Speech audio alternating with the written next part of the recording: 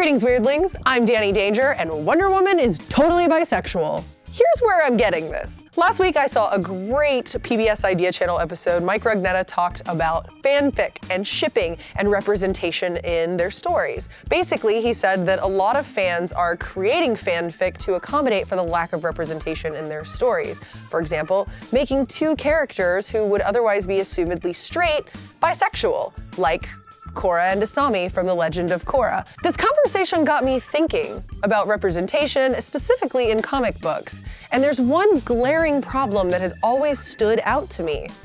Wonder Woman's bisexual, right? I mean, come on. She grew up on an island full of women. Women who have lived almost their entire lives on an island exclusively with other women. Now, let's assume that they're pursuing meaningful physical sexual relationships with one another. I mean, duh. And think about Wonder Woman being a teenage girl, coming of age, going through puberty. I mean, what's the likelihood that she had at least one sexual experience with a woman? Pretty highly likely, right? Plus, then to come into man's world and not just be totally starry-eyed and blown away by this gender that she's attracted to naturally but has never had any experience with, to be like so cool and so chill? Now, we could dig into this historically. I mean, look at the creator of Wonder Woman. William Holden Marston had a wife and a lover. And his wife and his lover were also lovers, hence they were bisexual. There's also some kinky BDSM stuff in there, and that explains why Wonder Woman was getting tied up and tying up other women all the time. But anyway, that just sort of proves my point. Wonder Woman's warrior-on-warrior action drew so much attention that number 49 was featured in Seduction of the Innocent. The first appearance of Wonder Girl was said to have severe lesbian overtones. Now, we all know that Seduction of the Innocent was straight-up yellow journalism, but you can't negate the fact that William Holden Marston shaped the character after two women in his life who were bisexual. Fast forward to the present. Secret Origins number 6 features Wonder Woman going back to the Isle of Themyscira for a little visit, and she is fighting with a friend who seems to have some sexual tension with her. There's a lot of flirtation happening. Were they old lovers? Are they weekend lovers now that Wonder Woman's visiting back? Is there just a sexual tension? I don't know. But when they're about to fight each other, the woman asks Wonder Woman if she still prefers the staff, and Wonder Woman says, "For fighting? Yes." What other staff could she possibly be talking about? There's also a moment later where they're lying on the beach and their faces are very close to one another, and you get kind of this fluttery feeling like you get when you're flirting with somebody. I'm just saying, I think there's a thing there. There's a thing in the thing. Or maybe, I don't know. What's more, geeks and fans alike just sort of accept that Diana is bisexual into their headcanon. Comics Alliance actually wrote an article, and she was the first character that they believed needed to come out of the closet. And Comic Vine has a huge forum post about it. I mean, days. I could spend days reading about bisexual Wonder Woman.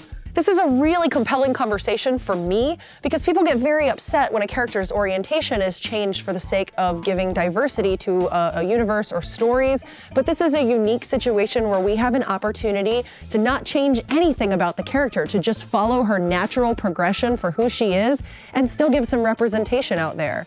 Let's be real. I'm bisexual. I would like to see other bisexual people in my comics, and I sure as hell would love it if it was the Amazon princess, my idol herself. I've got a foot-long Wonder Woman tattoo going down my rib cage. I'm devoted.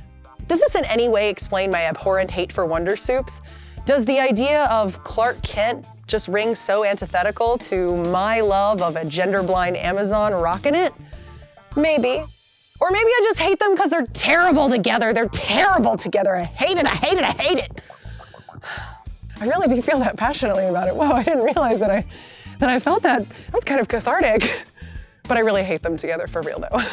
Besides, we all know that Wonder Woman just needs to cross over into the Marvel Universe and be with Steve Rogers because they belong together. And Steve Rogers, by the way, also has a bisexual fanfic following that I am very supportive of. This isn't the only circumstance where DC needs to come out of the closet. Harley and Ivy, I mean, come on, they belong together. And most fans sort of feel that way, but DC hadn't figured it out yet. Thank you for Batwoman. Thank you for not yelling at Gail Simone when she outed Catman on Twitter. Can we get more bisexual Catman, by the way?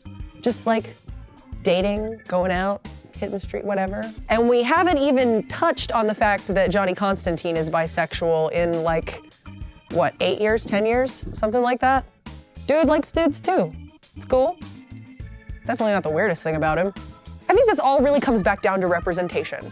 People want to see themselves represented in comics. I know I feel that way, so I'm crusading for bisexual Wonder Woman, because I am a bisexual Wonder Woman. What do you think about bisexual Wonder Woman? Tell me down below in the comments. Do you ship any other bisexual characters in the DCU or anywhere else? Let's talk about it. Also, be sure to like this video, share, and subscribe. We do all kinds of comic book geekery. We talk about everything under the sun. You tell us what you want us to talk about down below. A special thanks as always goes out to Austin Books and Comics, supporting your ships, keeping them from sinking.